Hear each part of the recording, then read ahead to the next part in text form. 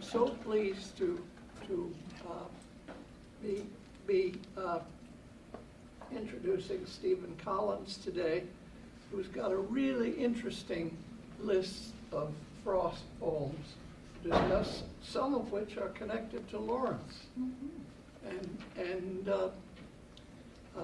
he seems to have a feel for Lawrence's creative period with Frost. I think some of his, I just met him, but I've talked to him enough to know that some of his Shakespearean raves and rants come from his readings about Frost.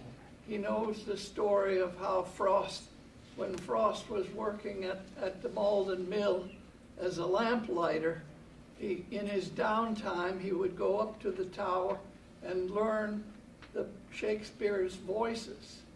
And it's those voices that got into the poems. And anyway, he grew up in Cambridge and received a BA in Lit from UMass Boston, and I can tell that he's never stopped using that BA in Lit. I'd also like to say I'm very pleased that we'll hear from him today. I'm also remembering how Maureen Nemo got this program together, and you know, I'm happy to be pinch hitting for her, and we're all pinch hitting for her now, and thinking about her very much. She's recovering slowly is the last thing that I've heard. So it's very hard to imagine the library without Maureen here. So with that preface, here's a wonderful presenter, Stephen Collins. Thank you. I'm going out to clean the pasture spring.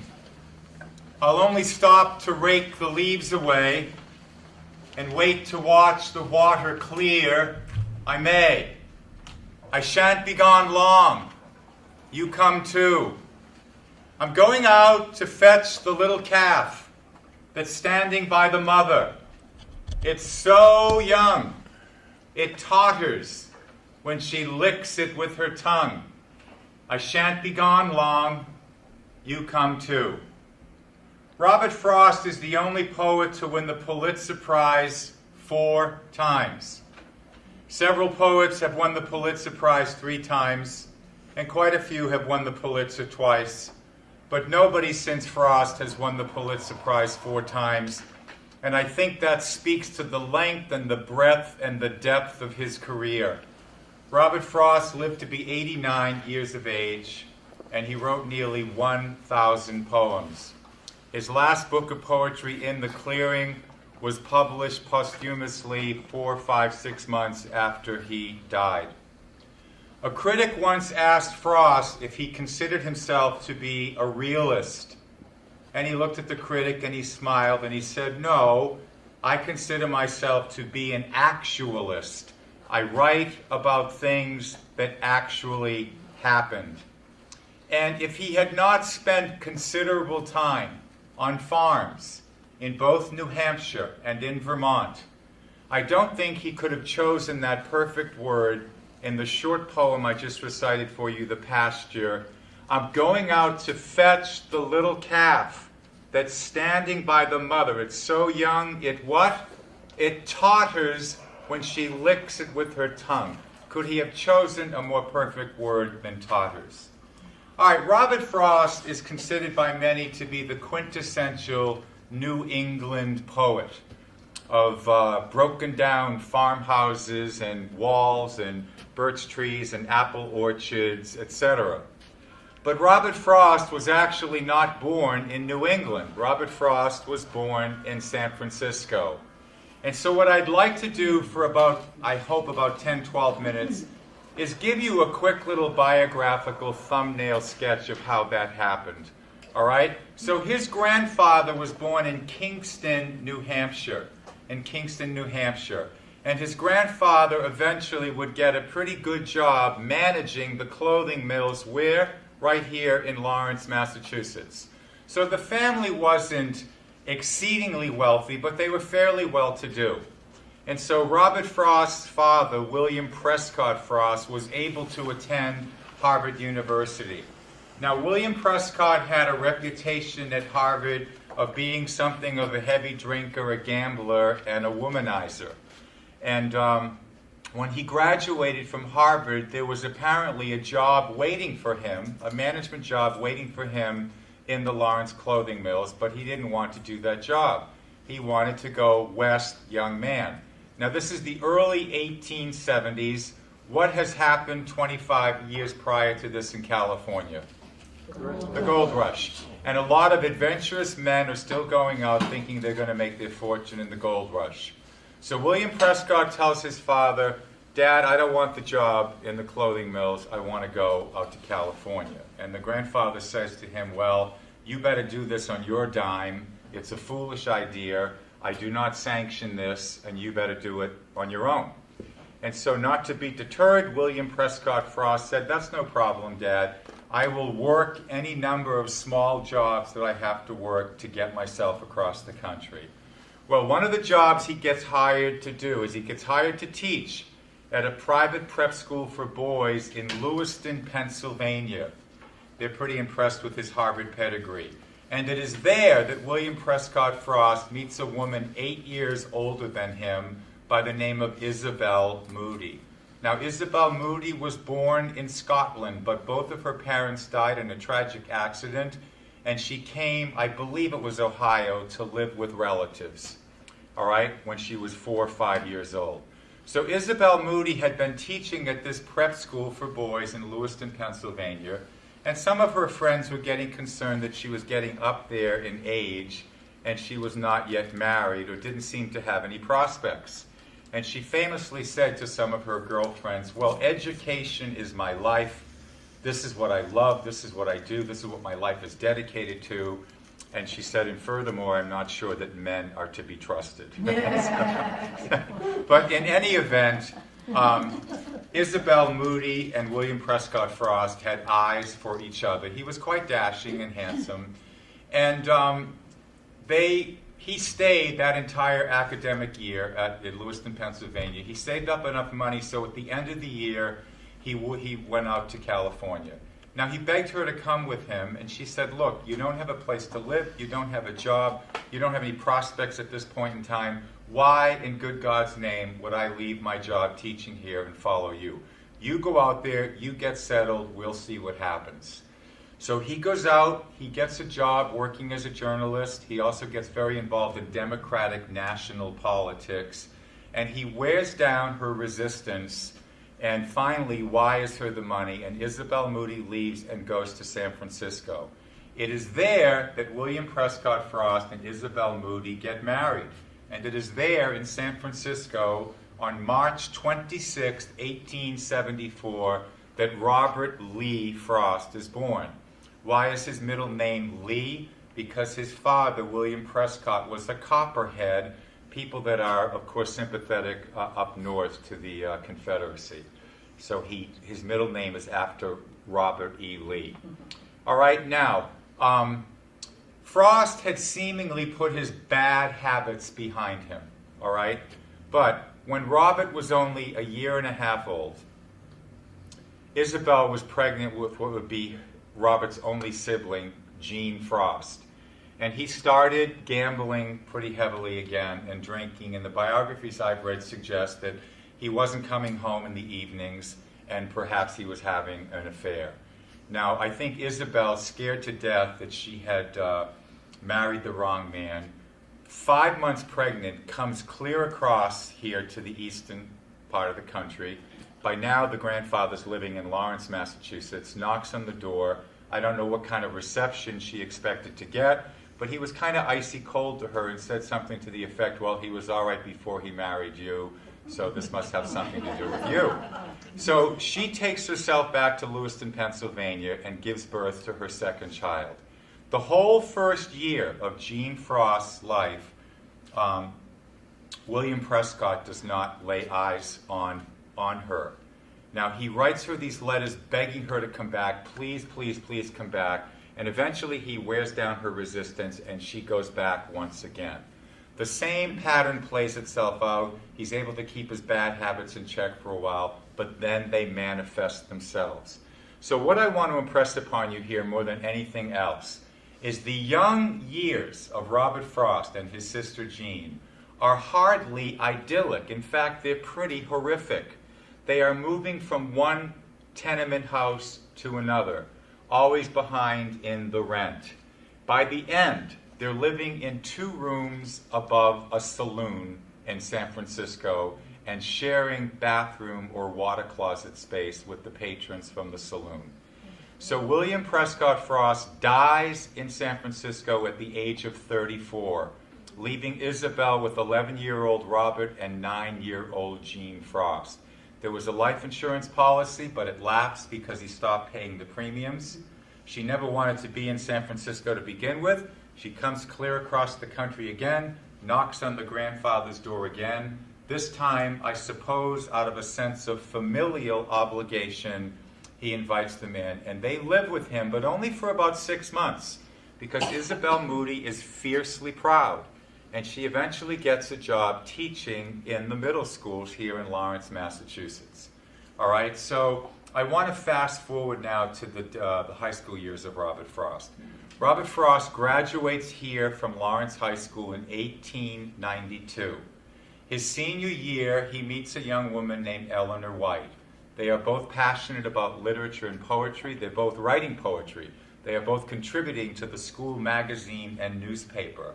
Not only that, they are both top high academic honors. One week, he's percentage points ahead of her. The next week, she's percentage points ahead of him. So when it comes time for the principal to choose who's going to be the high school valedictorian, he decides apparently what heretofore had not been done. He makes the 2 of them co-valedictorians. So they are in love. They promise themselves to each other. The biographies I've read suggest that Frost actually bought her a very cheesy, kind of cheap ring and gave it to her. She went off to St. Lawrence College in upstate New York, and he went to Dartmouth. The biographies I've read suggest that he didn't go to Harvard because the grandfather thought that some of his own son's problems probably originated at Harvard. So instead of going to Harvard, he goes to Dartmouth. Now, he lasts at Dartmouth College all of about 3 months.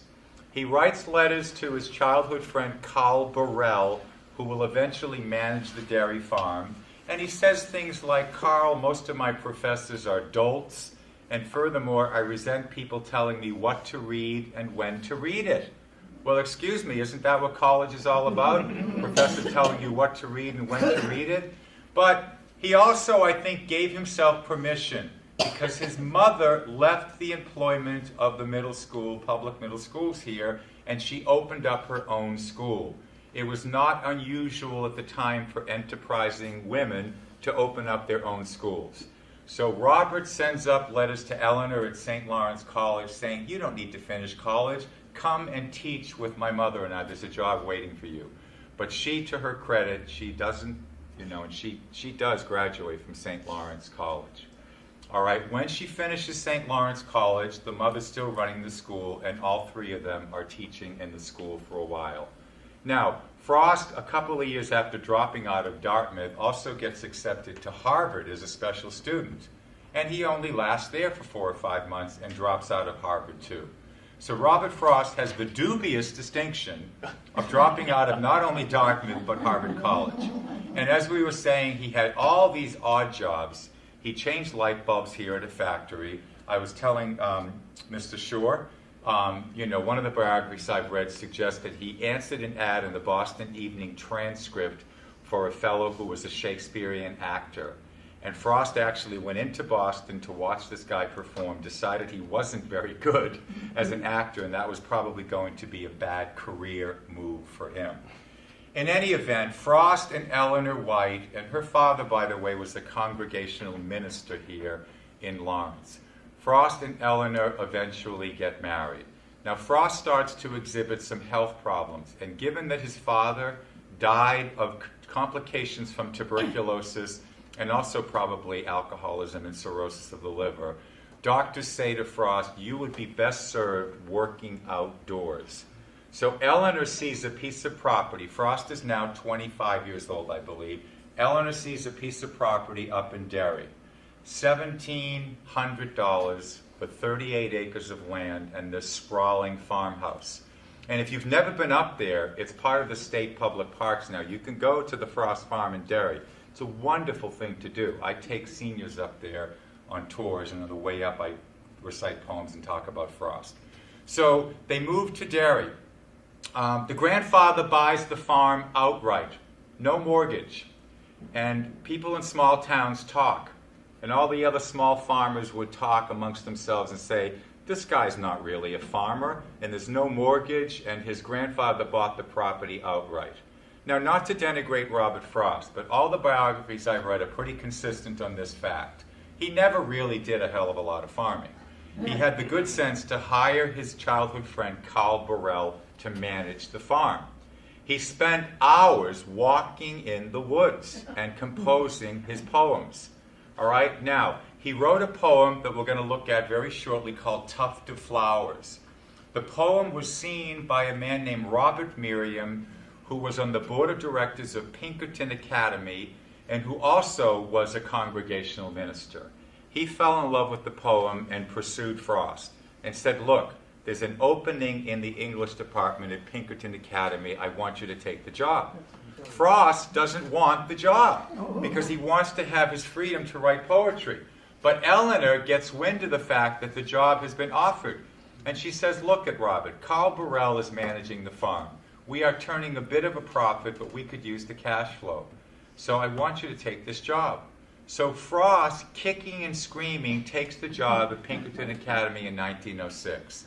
Now, by all accounts, his students absolutely love him. He was just such a charming, charming man. He apparently knew swaths of poetry, would recite it from memory. He jumped into directing plays. If you look at the archives at Derry, you can read reviews of the plays that he directed with his high school students, including Shakespeare's Midsummer Night's Dream and Synge's Playboy of the Western World, and he also directed some plays that Yeats wrote. All right, so he teaches at Pinkerton Academy for a couple of years, 3 years, I believe. The president of Pinkerton gets offered a job to be the president of Plymouth State College. And he says to Frost, you shouldn't be teaching in high school. You should come with me. I want you to come to Plymouth State. And Frost says, well, you know, I'm kind of settled in here now at Pinkerton. It's close to home, and I'm close to my wife and my kids, and I rather like it here. Oh, but you're wasting your time. You should be teaching college. And Frost says, well, what's open in the English departments? And the man says, well, Robert, that's the problem right now. There are no openings in the English department. But there is an opening in the psychology department. And Frost says, well, I don't know a goddamn thing about psychology. And he said, that's all right, nobody else does either. And so Frost goes and actually teaches a semester of psychology at Plymouth State College, and then an opening opens up in the English department. Now, he's there for a couple of years also. Finally, the grandfather dies. The grandfather dies, and the property is now completely under his name. Now, he and Eleanor, he's now 38. I'm skipping a lot, but I want to just sort of give you a sense of his life. He's now 38 years old, all right? He wants to shake up his life. One of his students at Pinkerton Academy was a gentleman by the name of John Bartlett. John Bartlett had gone to Harvard, and he's living in Vancouver, British Columbia. And he's working as a journalist, and he's also writing poetry. And he's begging Frost to come out to the Pacific Northwest. He said, this would be great for you as a poet, as a man, you should do this. So Frost goes home and says to Eleanor, we're going to sell the farm, and we're moving to Vancouver. And Eleanor says to him, well, Robert Frost, that's your fantasy. Have you ever asked me what my fantasy is? Oh, you have a fantasy? Yes, I do. My fantasy is that we live in England under a thatched cottage, under a thatched roof cottage. So all the biographies I've read are consistent on this fact. They flipped a coin. They flipped a coin. If the coin flip came up heads, they were going to Vancouver. If the coin flip came up tails, they were going to England. The coin flip came up tails, and the rest, they say, is history. Frost went over to England. He meets an expatriate poet by the name of Ezra Pound. Pound gets him introduced to the literary circle of William Butler Yeats. Yeats and Pound both think the poetry is magnificent. They give him a letter of introduction to a firm called David Nutt and Associates that specializes in publishing poetry. The poems get published. His first book of poems is called A Boy's Will. The title is from Longfellow's poem, A Boy's Will is the Wind's Will. The reviews are, for the most part, very, very positive. The book goes into a second, third, and fourth printing. Now knowing she has a hot literary commodity, Mrs. Nutt signs him to a contract for his next 3 books of poetry, which will be a problem when he tries to get out of that contract and have Henry Holt publish him here in the United States. He probably would have been content to stay in England, because that's where he tasted literary success. But his daughter Leslie is terribly homesick. Daddy, are we ever going back to New Hampshire? Are we ever going home? And also the Lusitania was sunk in the waters of the North Atlantic. And so Frost, about 2.5 weeks shy of what would have been a 3-year sojourn in England, on December 22nd, 1915, puts his family up on the Parisian, and they sail from Liverpool. They sail into New York Harbor. He's now a published poet. He's got some money, puts his family up in a nice hotel, decides to walk to the offices of Henry Holt and talk to them. Now, 3 years before this, he's getting rejection letter after rejection letter. Now, all the magazines, Harper's, The Atlantic Monthly, they're all tripping over each other, trying to beg him to write a poem for their magazine. As he's walking down Madison Avenue, he sees a copy of the New Republic magazine at a newsstand, and who's on the cover of it? Him. And inside there's a review of his second book of poetry called North of Boston. The reviewer was Amy Lowell, the great-great-granddaughter of James Russell Lowell and the first cousin of Robert Lowell, who would win the Pulitzer Prize in 1962. Now, in the big volume, 3-volume biography by Lawrence Thompson, the second volume is called The Years of Triumph. And that volume is when Frost comes home from England, and from that point until about the early 1950s. And his career took off like a rocket. He was offered a job teaching at Amherst College with no college degree. He has an affiliation with Amherst College for 40 years. He takes a few sabbaticals. He teaches at the University of Florida. He teaches at the University of Michigan. And by the late 40s and into the 50s, he's barding around. He called it barding around. Of course, Shakespeare was known as the bard. And back in those days, he was getting on the low end, he was getting $2,000 for a reading. And on the high end, he was getting $5,000. Robert Frost made a boatload of money as a poet. Make no mistake about that. He did not live in a garret and drink water and crusts of bread. He made a lot of money. Now, with all of that success, his life is full, inordinately full of sadness. Their first child, Elliot, died of infant cholera at the age of 3. His wife dies of a heart attack in 1938 at the age of 61. 2 years later, his son Carol puts a shotgun in his mouth and blows his head off. His daughter Marjorie dies complications from childbirth. His daughter Irma and his only sister both end up spending the last years of their lives in insane asylums. All right, the only child that he had a relatively normal life, whatever that is, was his daughter Leslie, who was the child after Elliot. All right, Robert Frost, by all accounts, most critics and literary analysis say that he honed his poetical skills those 11 years that he lived on the dairy farm. All right? Now, he took everyday colloquial language and he made it into brilliant poetry. All right? So what I'd like to do is start the day off here by reciting not a Frost poem, but a Longfellow poem. All right? What I'd like to do is the Longfellow poem, and whenever I recite this poem, I look out in the audience and there's 2 or 3 people mouthing the words because they know the words to the poem. It's called Psalm of Life. And I love the sentiment expressed in the poem, but it is certainly what I would call rhetorical language to colloquial language. So after I do the Longfellow, then I will get into Tuft of Flowers. And I just want you to see if your ear can differentiate, can distinguish between the tonal qualities of Longfellow as opposed to, I think, the very relaxed quality of Robert Frost. All right? Longfellow's Psalm of Life. Tell me not in mournful numbers, life is but an empty dream. For the soul is dead that slumbers, and things are not what they seem. Life is real, life is earnest, and the grave is not its goal. Dust thou art, to dust returneth, was not spoken of the soul. Not enjoyment, and not sorrow is our destined end or way, but to act that each tomorrow find us farther than today. Art is long, and time is fleeting, and our hearts, though stout and brave, still like muffled drums are beating funeral marches to the grave. In the world's broad field of battle, in the bivouac of life, be not dumb like driven cattle, be a hero in the strife. Trust no future, however pleasant. Let the dead past bury its dead. Act in the living present, heart within, and God o'erhead.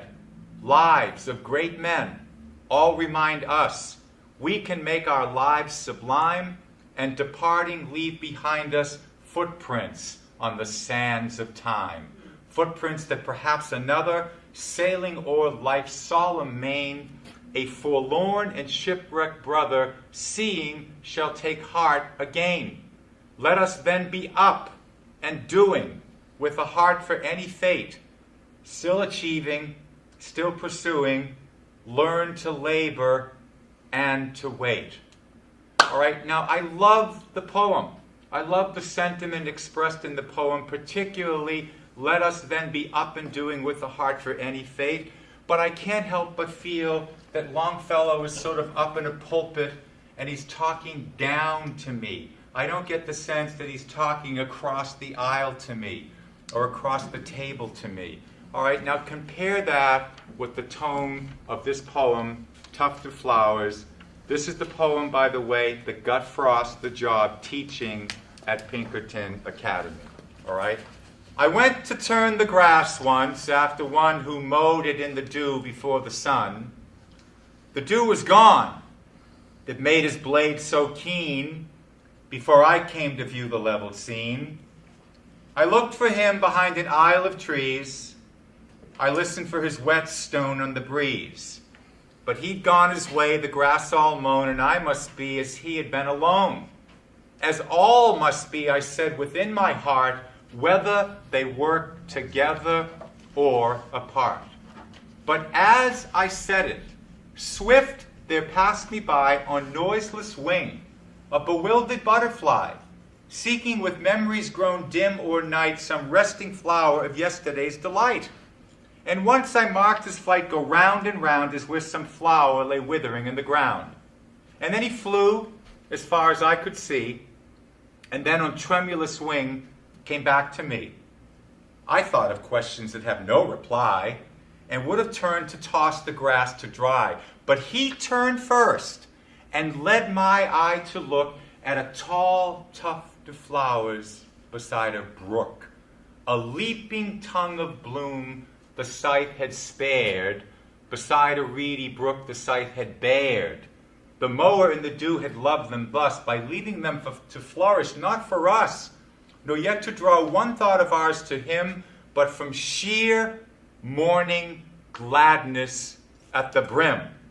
The butterfly and I had lit upon, nevertheless, a message from the dawn that made me hear the wakening birds around, and hear his long scythe whispering to the ground, and feel a spirit kindred to my own, so that henceforth I worked no more alone, but glad with him I worked as with his aid, and weary sought at noon with him the shade, and dreaming, as 'twere, held brotherly speech with one whose thought I had not hoped to reach.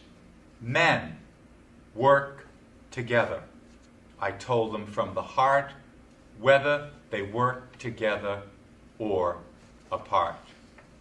Now, I love this poem because it is completely cyclical. It begins with this overwhelming sort of metaphysical statement that, and I must be as he had been alone, as all must be, I said within my heart, whether they work together or apart. And it ends with him saying, men work together, I told them from the heart, whether they work together or apart. Now, whenever I read a poem, a play, a book, I'm always trying to sort of fill in the gaps. Now, I don't know that this happened for a fact, but here's, I think, a likely scenario. The narrative voice in this poem is certainly the voice of the man named Robert Frost. All right? We know from reading biographies that he said he wrote his best poetry from 10 o'clock at night till 1 o'clock in the morning. Not such a good thing if you're a farmer and you have to get up early to run a farm. In fact, there are stories about him trying to, when he had cows, trying to get the cows on his schedule. All right? But I think Eleanor is up at 6:30 in the morning. She's feeding the kids breakfast. She's been bugging him for months. The pasture is overgrown, and he keeps saying, honey, I'm going to do it. You know, his honey-do list. I'm going to do it, honey. I'm going to do it. All right? One morning, an itinerant kind of hobo type, the type that Frost writes about in his magnificent poem, Death of the Hired Man, knocks on the door. They broker some kind of a deal. Maybe it's money, maybe it's used clothes, maybe it's a good breakfast, maybe it's a combination of all three. All right? And then Eleanor goes on her way. The kids were homeschooled. Maybe she's taking the kids out for a nature walk. Frost comes down, it's 9:30, 10 o'clock. He goes over to the stove, pours what's left of the coffee on the stove, takes a sip, opens the door to get a breath of air, and he sees that the pasture is mown.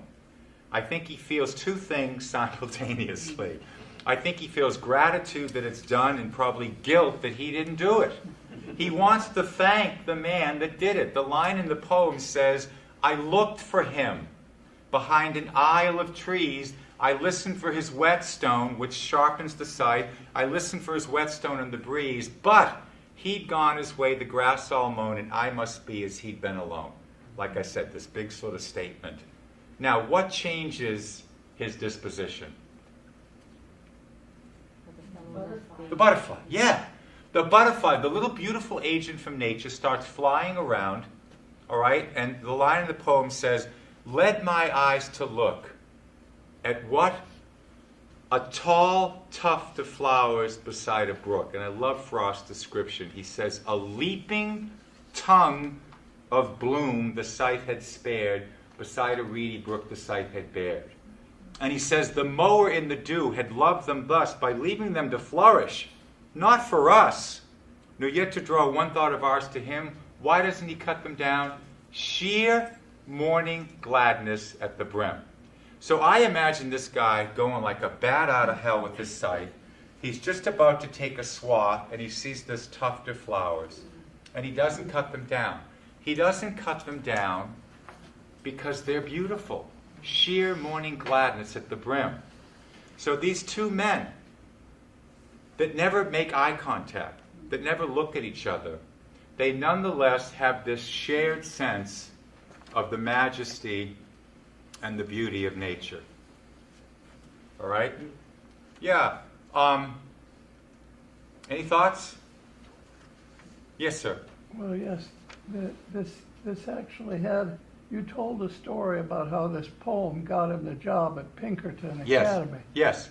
Well, when the trustee persuaded him to go up there, he wouldn't read it. and then he was too shy to read it, so the trustee took the poem away. And he read it himself, yes. So that, again, this was two other men who were Right. who were working together. Yeah. His point is a very cogent one. Early on, Frost was painfully shy. It's hard, if you look, you can go to Harvard University, and you go to a special collections section, and you can look at performance after performance of Frost at all these major universities. He loved being in front of audiences by the end. Absolutely loved it. Now, the other thing about this poem, 5 years ago, Harvard Belknap University Press published Frost's notebooks. And in the margins to this poem, there are some notes from an essay that Emerson wrote. Emerson wrote this extended essay called Nature. And this is a quote from Nature that Frost had in the margins of the notes to this poem. Emerson said, "As human beings, we all stand empty, waiting to be full." As human beings, we all stand empty, waiting to be full. To be full of what? To be full of joy, to be full of love, to be full of a sense of connectedness to community. So as I said, I love this poem because it comes full circle. All right, I'm going to take a sip of water, and then we're going to move on to Mending Wall.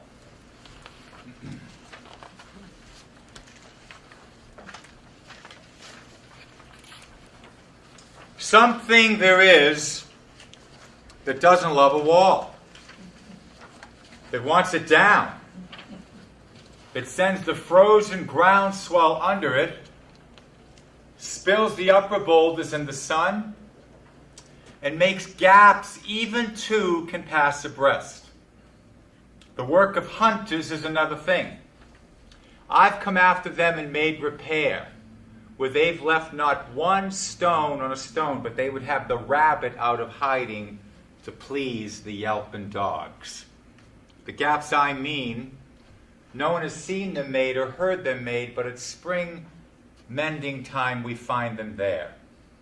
I let my neighbor know beyond the hill, and on a day we meet to walk the line and set the wall between us once again. We keep the wall between us as we go, to each the boulders that have fallen to each. And some are loaves, and some so nearly balls we have to use a spell to make them balance. Stay where you are till our backs are turned. We wear our fingers rough with handling them. Oh, just another kind of outdoor game, one on a side. Comes to little more than that. There where it is we do not need the wall. He's all pine, and I'm apple orchard. My apple trees will never get across and eat the cones under his pines, I tell him. He only says, good fences make good neighbors. Spring is the mischief in me, and I wonder if I could put a notion in his head. Why do they make good neighbors? Isn't it where there are cows? But here there are no cows. Before I built a wall, I'd ask to know what I was walling in or walling out, and to whom I was like to give offense. Something there is that doesn't love a wall. I could say elves to him, but it's not elves exactly, and I'd rather he said it for himself. I see him standing there, bringing a stone grasped firmly by the top in each hand like an old stone savage armed. He moves in darkness, as it seems to me, not of woods only in the shade of trees. He will not go behind his father's saying, and he likes having thought of it so much, he only says again, good fences make good neighbors. There has been so much literary criticism written about this poem. Fascinating poem. Absolutely fascinating poem. Now, when Frost was barding around in the late 40s and the early 50s, he knew there was a handful of his poems, 6, 7, 8, maybe 10 poems, that people wanted to hear. And so he would purposely, on some occasions, leave those poems out. And sometimes Frost would give a reading, and he knew a lot of the poems by heart. Sometimes he'd go for 45 minutes. There was one occasion where he completely lost track of time, and his audience was so enthralled, they actually sat and listened to him for 3 hours. Imagine how compelling a speaker he must have been. But he would finish his reading, he'd come back to the podium, he would shuffle his papers, he'd look out, take a little bow, he'd say, thank you very much. and he'd walk off the stage. There'd be thunderous applause. And people would say, "Oh, Robert, please come back. You didn't do my favorite poem." And he knew invariably, inevitably, somebody was going to say, "Mending Wall." And this was kind of rehearsed, but, he would look out and he'd say, "Oh, so you want my political poem, huh?" And then he'd say, "Something there is that doesn't love a wall, that's the Democrat, and good fences make good neighbors, that's the Republican." Which leads me to a very important point about Robert Frost. He said, "When you read my poems, do not presume or make the mistake that some people do and think that I incorporate one consciousness more than the other." And he used this poem as an example. He says, "There's parts of me that good fences make good neighbors, just as much there's parts of me that says something there is that doesn't love a wall." And the other thing you should know about Frost, he was really hard to pigeonhole when it came to politics, religion, philosophy in some ways. He was vehemently opposed to Franklin Delano Roosevelt and the New Deal. He thought that was going to usher in a whole welfare state. Now, he also voted twice in his life. Twice he voted for Eugene Debs. Who was Eugene Debs? The socialist candidate for president. So it's interesting. All right? Now, I think there's a lot going on in this poem, but I think the first line is kind of a gag line. All right? Something there is that doesn't love a wall, that wants it down, that sends the frozen ground swell under it and spills the upper boulders in the sun. What is the frozen ground swell he's talking about? Frost heaves. Frost heaves. His name is Robert Frost. When he went to England, he had only been there for 2 days. All right? The headline on the London Guardian Observer said, "England in the grip of frost." And he bought as many of those London Guardian Observers as he could. He sent them back to his friends in the United States, and he said, "See, I've only been here for 2 days, and they're already under my influence." So I think that he was setting up that sort of gag line in the poem. But the poem is about, what? 2 essentially different ways of looking at the world. Okay? You've got one person that lives behind these aphorisms. Good fences make good neighbors.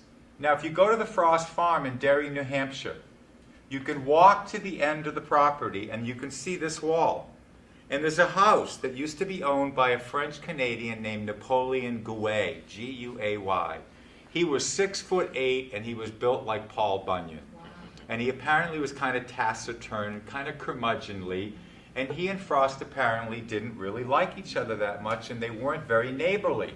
But once a year, they actually did this, which brings me to his comment.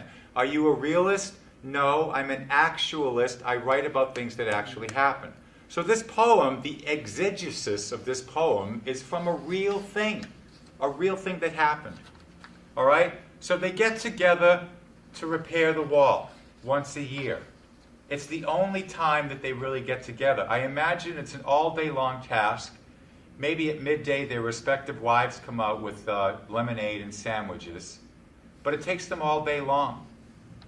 All right? The line that says, "He moves in darkness, as it seems to me." It's the darkness of dusk because the sun is going down.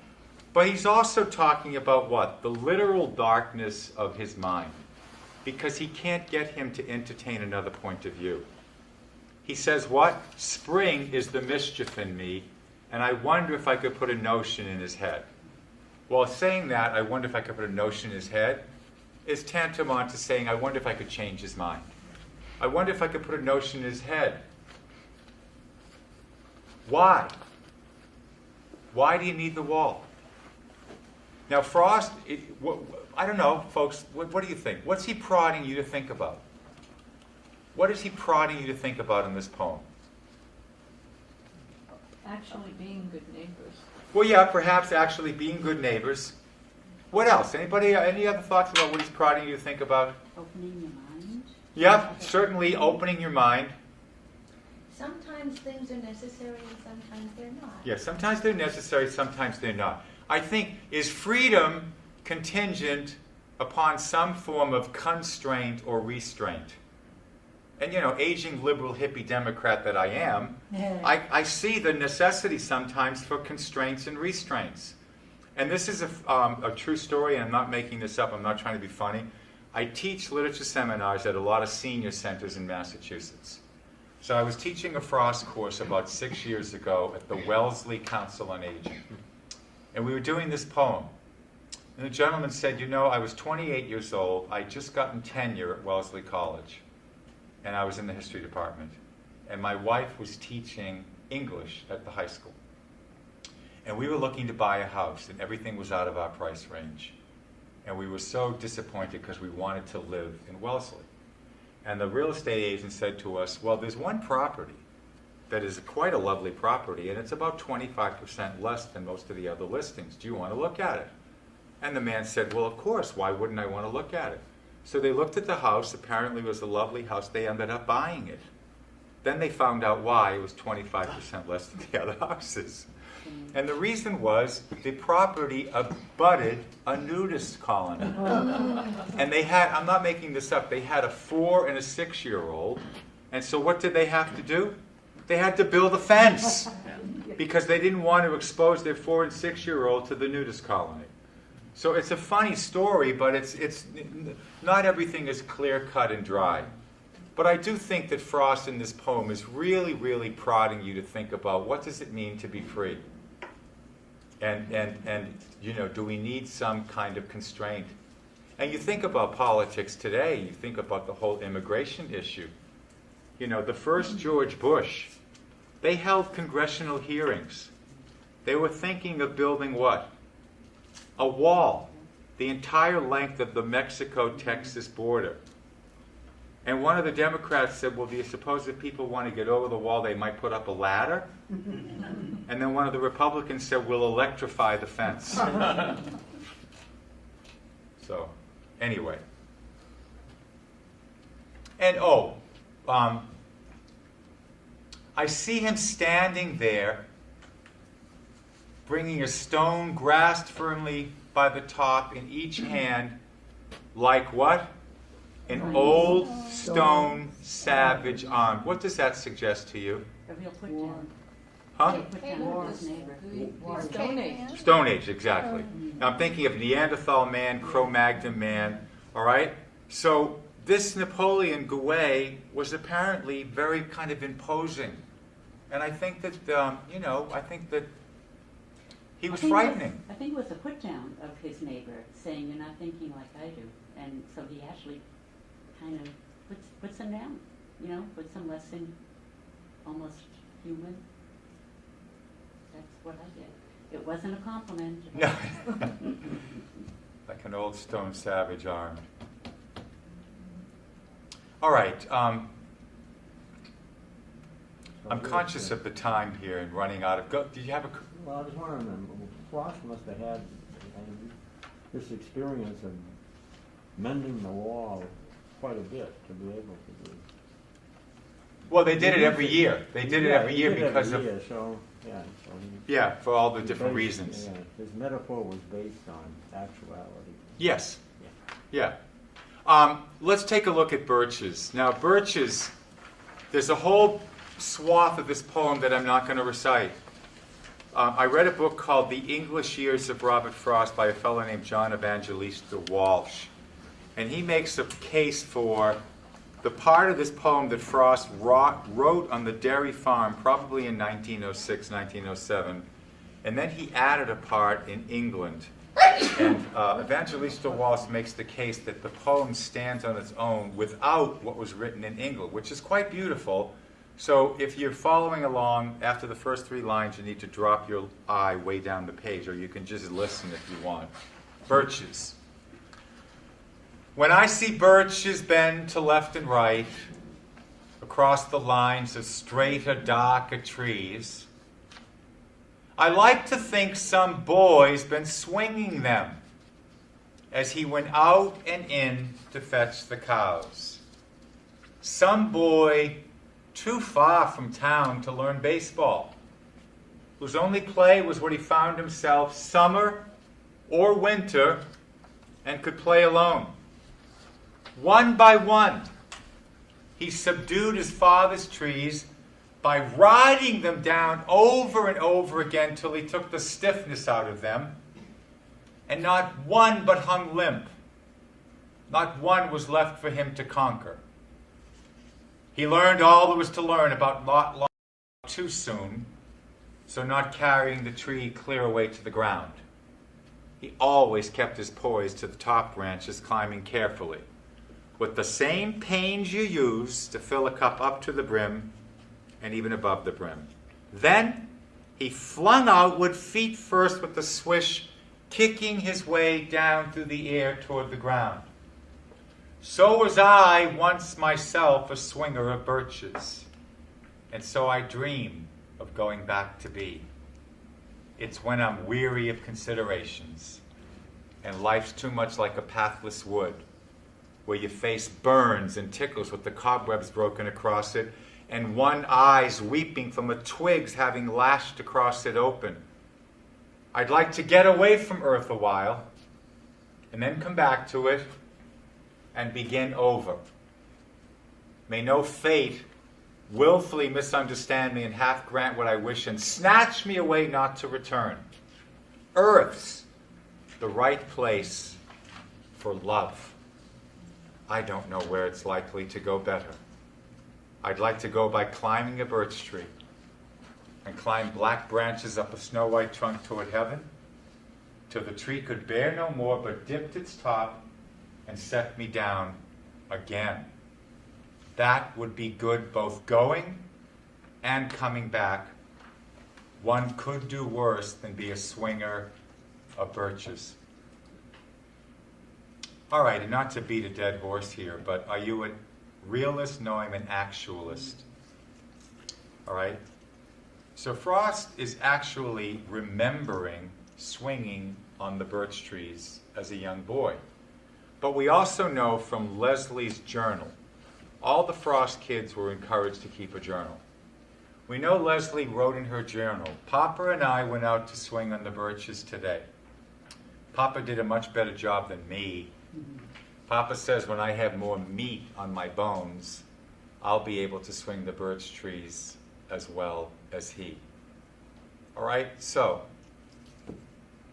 I do workshops sometimes with middle school kids, and I tell them poetry is basically one of two things. It's basically either simile or metaphor.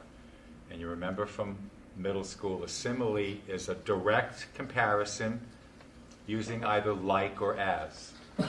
And a metaphor is an implied comparison. All right, so metaphorically speaking, in this poem, what are some of the possible things that swinging on the birches represent? Come on, you guys that just took the class. You talked about this in class. Yeah, we did. What does the swinging represent? Excitement. Excitement, yes. Freedom. Freedom. Exhilaration. Balance. That life, there's the yin and the yang, the ebb and the flow, the hot and the cold. All right? You swing up, up, up, up, up. You get this sense of exhilaration. And then what happens? Gravity takes over. You have to come back down, down, down, down, down. So is Frost saying you can't stay in that exalted place too long because maybe ultimately it's dangerous for you?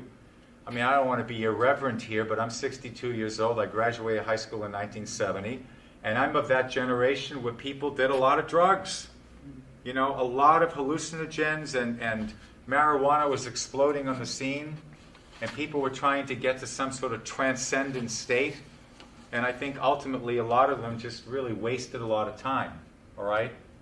So I think that that's what he's talking about. Now, I've read some criticism of Frost, and I won't mention the critic's name because he's taping. but I've read some criticism about the death imagery in some of Robert Frost's poetry, and this poem was cited as being full of death imagery. And I basically don't see this as I see this as a very life-affirming poem. The line says, I'd like to get away from earth a while. What's the very next line? And then come back to it and begin over. And then the next line, in case you still want to buy into this death imagery, may no fate willfully misunderstand me and half grant what I wish and snatch me away not to return. And then the single most fundamental important line in the whole poem, what does he say? Earth's the right place for love. I don't know where it's likely to go better.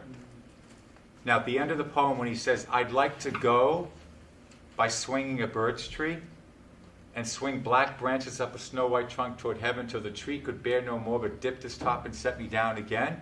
When he says, I'd like to go, I don't think he's talking about going to death. I think he's talking about, I'd like to go through my life as a child, have the same kind of awe and majesty and wonder that children have. And I'm a big admirer of E. Cummings' poetry.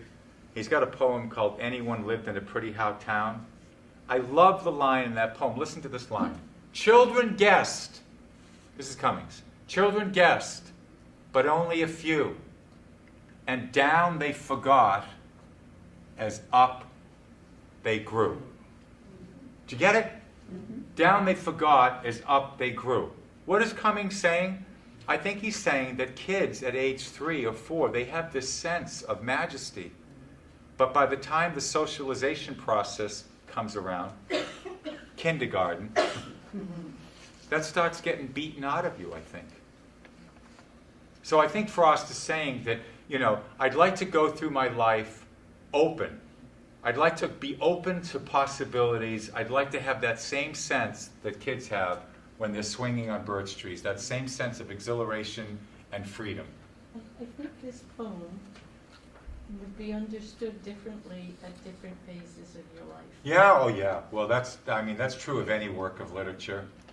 But I see it from an older standpoint of somebody looking back at youth, and the memories are very, very pleasant. Yeah. And holding on to that pleasant memory. Yeah. Whatever the future. Right.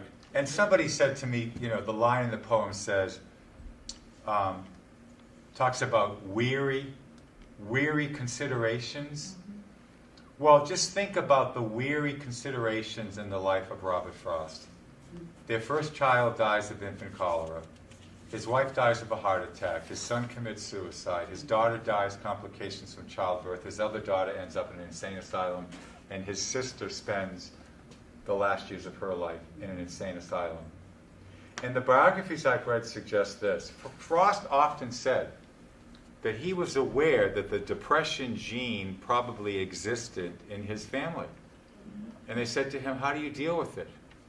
And he said, I work. I work. I stay busy. He said the most composing thing for me to do is to compose poetry. So, grab the bull by the horns and work. Anybody want to make a comment? I didn't realize he had so much sadness in this letter. Yeah. The line, there's echoes of Dante in the line, it's when life is like a pathless wood, and your face burns and tickles with the cobwebs broken across it. In Purgatorio, depending on which translation, it was the middle of my life, I found myself in a deep, dark wood, and I was lost. So I think the poem also speaks to that notion of crisis, mid-age crisis, where you're going along in your life, and maybe suddenly you start asking yourself, are you on the right path? Yes, sir. Yes, he was very almost scornful of the critics who were looking for death imagery in a lot of his poems, this being one of them. And he said the real death poem was a poem, a cyclical poem where he would go off to heaven for a while and then come back. Yes. Yeah. Yeah. Away, away is another one. Uh-huh. that, Go ahead. I think is stopping by woods. Right, It's a well- little bit like Yeah. that. Well, stopping by woods, all right? Yeah. I mean, the woods are lovely, dark, and deep. But I have promises to keep and miles to go before I sleep, and miles to go before I sleep. And I was doing a workshop in Concord at the middle school years ago. And there was this kid, he later went on to become a good athlete in high school, football player and whatnot. And he was a big kid, And he said, Mr. Collins, I'm listening to what you're saying. And, I respect and I understand, I think, some of what you're saying. But he said, this poem, he said, as far as I'm concerned, it's just about a horse that wants to know why the hell he's not back in the nice warm barn. My little horse must think it queer to stop without a farmhouse near between the woods and frozen lake the darkest evening of the year. He, the horse, he gives his harness bells a shake to ask if there's some mistake. What the hell are we doing here? It's cold. Let's get back in and get back to the barn. Yes. Yes, reading Frost, I tend to be with your student. That I'd much because of the actualism Right. that you're talking about, I'd much rather read literally. I mean, just take it literally than go too metaphorically. And I think he warned us not to do that Yes. as Yeah. well. Yes, sir. You had mentioned Henry Holt, that his first editor, I think, made a mistake, but it's with that particular poem, because Frost always used the Oxford comma. But in that poem, he doesn't. So the first editor put it in. The woods are lovely, comma, dark, comma, and deep, which wasn't what Frost wrote. Right, right. What Frost wrote was the woods are lovely, dark, and deep. Right. So If you're you- modifying the lovely. If you read the Library of America, and then you read the one that was edited by forget. Edward Connery Latham Yeah. from Dartmouth, the punctuation is quite different. Yeah. And that's a fascinating argument in and of itself. I think it was about death. Yeah, yeah. Well, Regardless of what Frost said. I love Shakespeare. Yeah. And if you look at the different editions of Shakespeare, the Penguin, the Oxford, the Pelican, scholars have been arguing for centuries where the commas should be and the colons and semicolons and whatnot. All right, we're going to run out of time, so I want to do this. Let's skip after apple picking, as beautiful as that poem is, and let's look at the two short poems, or at least look at one of them. Now, Frost celebrated his 80th birthday at the Harvard Club in Boston on March 26, 1954. Now, the biographies I've read are consistent on this as well. Frost's very, very dear friend was Louis Untermeyer. I bet some of you have anthologies of poetry on your bookshelves at home where Louis Untermeyer, he was known chiefly as an anthologist, all right? He was a minor poet himself, but a dear friend of Frost. And Untermeyer had gotten married, divorced his first wife, married a second wife. Eventually, the second wife, I think, left him, and Louis Untermeyer remarried the first wife. So he was over in Europe, I believe in Paris, on a second honeymoon. All right, and Frost would tease the hell out of him, and say, see, if you just stayed with the first wife, you could have saved yourself a lot of aggravation and a lot of money. But Untermeyer was on the committee for this big gala celebration. And time was of the essence, and time was running out, and Untermeyer got a telegram from somebody saying, we really dropped the ball on this, and we're conscious that time is running out. We still don't have a master of ceremonies for Frost's 80th birthday party. Someone has suggested Richard Nixon. And Untermeyer telegrammed back and said, under no circumstances is Richard Nixon to be the person for this party. So, Lionel Trilling, the famous scholar from Columbia University, brilliant literary critic, he was asked to do it. And he said, listen, I've read Frost, but I wouldn't say I'm a Frost scholar. I wouldn't say that I'm the man to do this. and they said, look, we're running out of time. We need somebody. We want a literary man. We would like somebody from academia, you know, given your connections with Columbia, please do this. So kind of kicking and screaming, he decided that he would do it. And he had a few months, and he really delved into the poetry. And he stood in front of 2,000 people at the Harvard Club in 1954. And he looked out and he said, I've made a study of the poetry of Robert Frost, an in-depth study, I believe, for the last 3-4 months. And he said, I'm here to tell you that I'm afraid the poet that I encountered may not be the same poet that a lot of you out there in the audience have encountered. And he said, and I quote, he said, I find Robert Frost to be a poet of terrifying Sophoclean proportion. A poet of terrifying Sophoclean proportion. Then he recited from memory these 2 poems. And if I'm not mistaken, chronologically, both of these poems were written about 6 months after his son Carroll committed suicide. The first poem is called Desert Places. Snow falling and night falling fast, oh fast. In a field I looked into going past, and the ground almost covered smooth in snow, but a few weeds and stubble showing last. The woods around it have it. It is theirs. All animals are smothered in their lairs. I'm too absent-spirited to count. The loneliness includes me unawares. And lonely as it is, that loneliness will be more lonely ere it will be less. A blanker whiteness of benighted snow with no expression, nothing to express. They cannot scare me with their empty spaces between stars, on stars where no human race is. I have it in me so much nearer home to scare myself with my own desert places.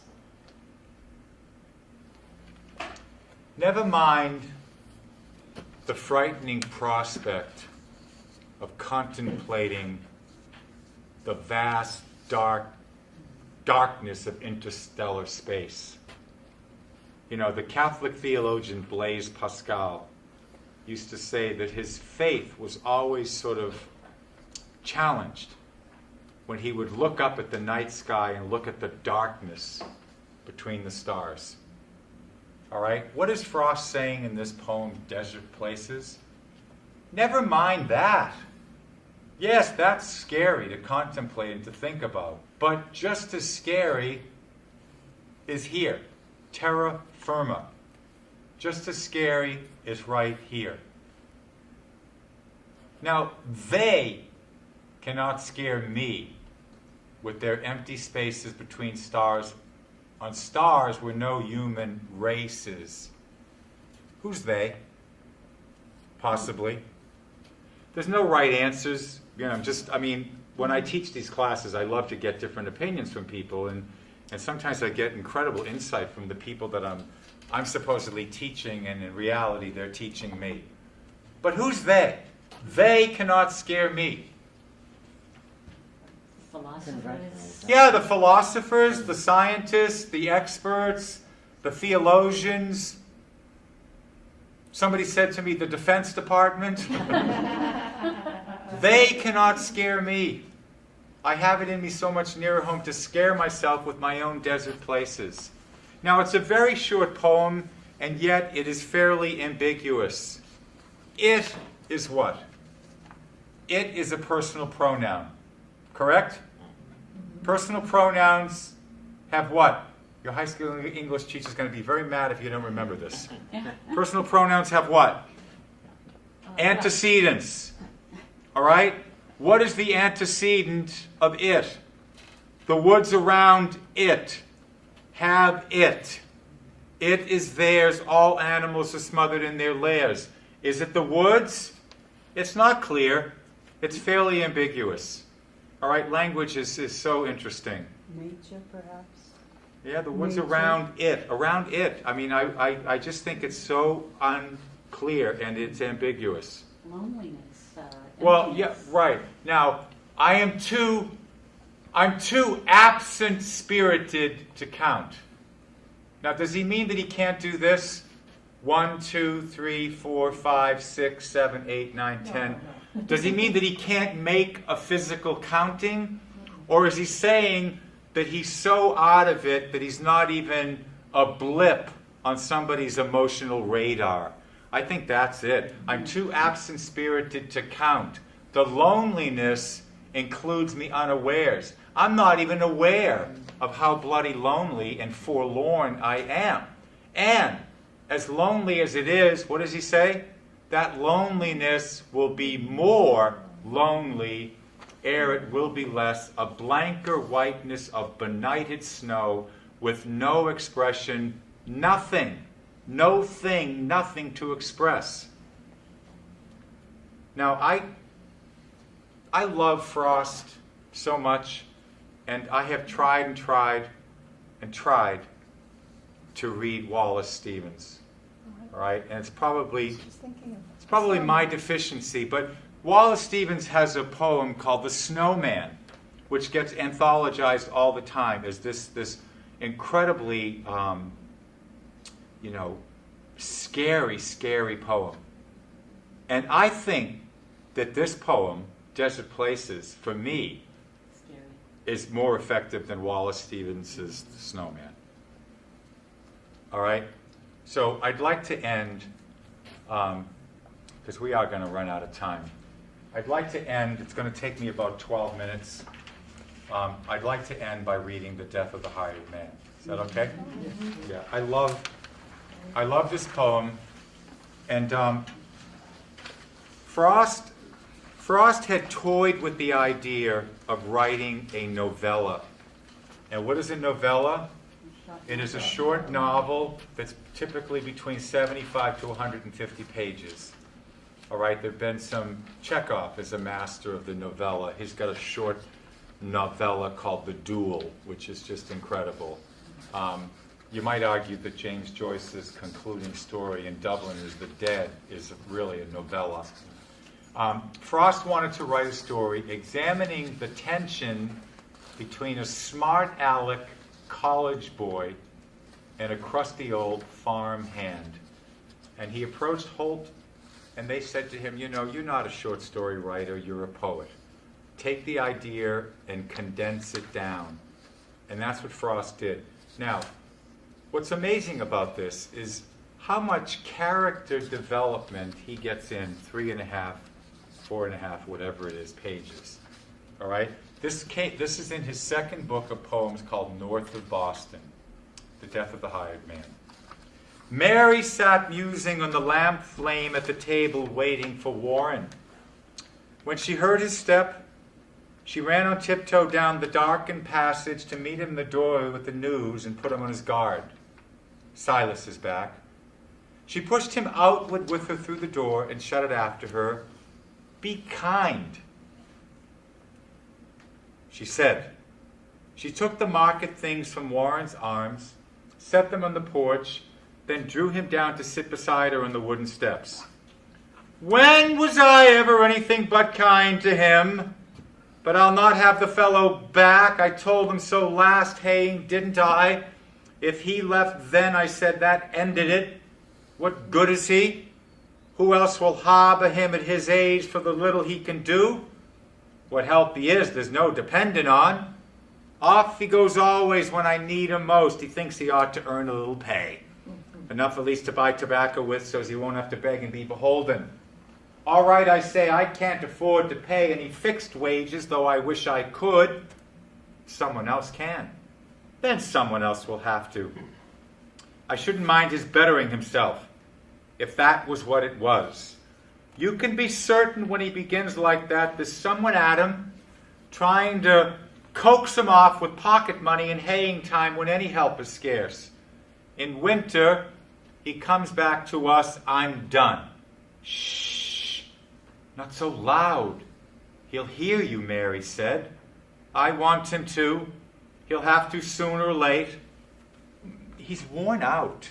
He's asleep beside the stove. When I came up from Rose, I found him here, huddled against the barn door, fast asleep, a miserable sight. And frightening, too, you needn't smile. I didn't recognize him. I wasn't looking for him. And he's changed. Wait till you see. Where did you say he'd been? Well, he didn't say. I dragged him to the house and gave him tea, tried to make him smoke. I tried to make him talk about his travels. Nothing would do. He just kept nodding off. What did he say? Did he say anything? But little. Anything, Mary confessed. He said he'd come to ditch the meadow for me. Warren. But did he? I just want to know. Of course he did. What would you have him say? Surely you wouldn't grudge the poor old man some humble way to save his self-respect. He added, if you really cared to know, he meant to clear the upper pasture too. That sounds like something you've heard before. Warren, I wish you could have heard the way he jumbled everything.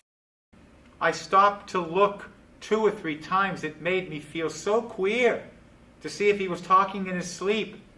He ran on Harold Wilson. You remember, the boy you had in Haying 4 years since. He's finished school and teaching in his college. Silas declares you'll have to get him back. He says they too will make a team for work. Between them, they will lay this farm as smooth. The way he mixed that in with other things. He thinks young Wilson a likely lad, though daft on education.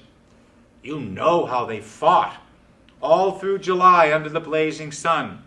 Silas up on the cart to build the load, Harold alongside to pitch it on. Yes, I took care to keep well out of earshot. Well, those days trouble Silas like a dream. You wouldn't think they would. How some things linger. Harold's young college boy's assurance piqued him. After so many years, he still keeps finding good arguments he sees he might have used. I sympathize. I know just how it feels to think of the right thing to say too late. Harold's associated in his mind with Latin. He asked me what I thought of Harold saying he studied Latin like the violin because he liked it, that an argument. He said he couldn't make the boy believe he could find water with a hazel prong, which showed how much good school had ever done him. He wanted to go over that, but most of all, he thinks if he could have another chance to teach him how to build a load of hay. Oh, I know, that's Silas's one accomplishment. He bundles every forkful in its place and tags and numbers it for future reference so he can find and easily dislodge it in the unloading. Silas does that well. He takes it out in bunches like big birds' nests. You never see him standing on the hay. He's trying to lift, straining to lift himself. He thinks if he could teach him that, he'd be some good perhaps to someone in the world. He hates to see a boy the fool of books. Poor Silas, so concerned for other folk, and nothing to look backward to with pride, and nothing to look forward to with hope, so now and never any different. Part of a moon was falling down the west, dragging the whole sky with it to the hills. Its light poured softly in her lap. She saw it and spread her apron to it. She put out her hand among the harp-like morning glory strings, taut with the dew from garden bed to eaves, as if she played unheard some tenderness that wrought on him beside her in the night. Warren, she said, he has come home to die. You needn't be afraid he'll leave you this time. Home? He mocked gently. Yes. What else but home? It all depends on what you mean by home. Of course, he's nothing to us any more than was the hound that came a stranger to us out of the woods, worn out upon the trail.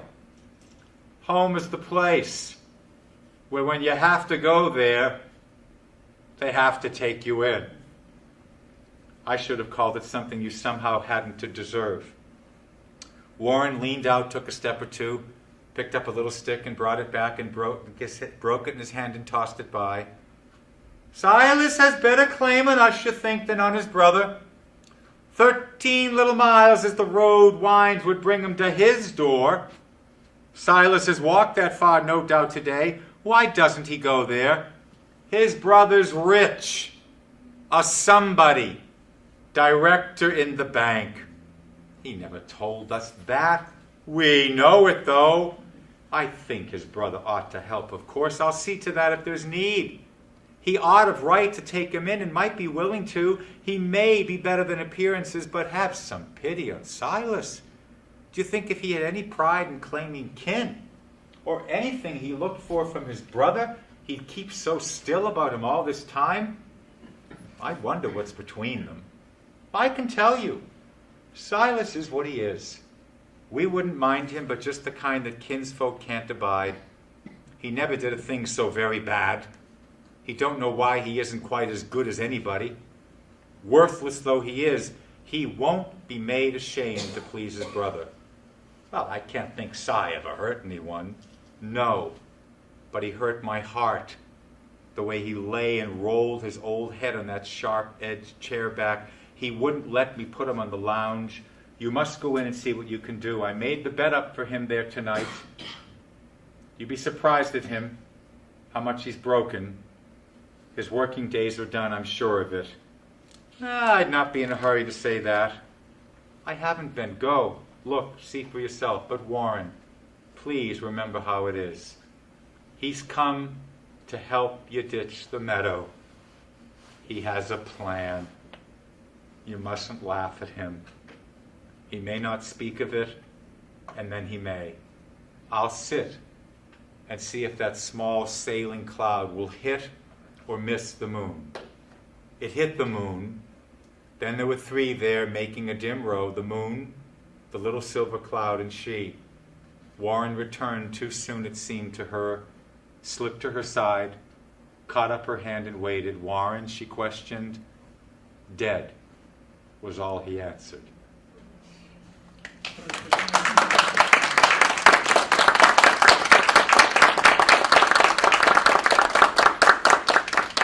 So folks, thank you ever so much. I want to thank the Lawrence Cultural Council for making part of this at least possible. And I did not do an application for the Cultural Council this year because I was told that they don't like people to do multiple applications year after year, but I will probably put in an application for the 2017 cycle. I'd love to come and do the show I've been doing the longest since 1998 is my Walt Whitman show. And my director was a fellow named Michael Keamy, and he grew up in Methuen, 1 or 2 towns away from here, I believe, right? Just up the road. Just up the road, okay. And so I've been doing that Whitman show. You know, I've really done it up and down the eastern seaboard. I performed at a lot of high schools, colleges. I've got a Socrates show where I show up in a tunic, a toga rather. Tunic is different. Those are the Romans. And I also teach literature seminars at different retirement communities and senior centers. So, you know, you can look at different senior centers' newsletters to see where I might be teaching, and I hope to possibly see some of you again. Very good. Thank you ever so much. Thank you. Thanks.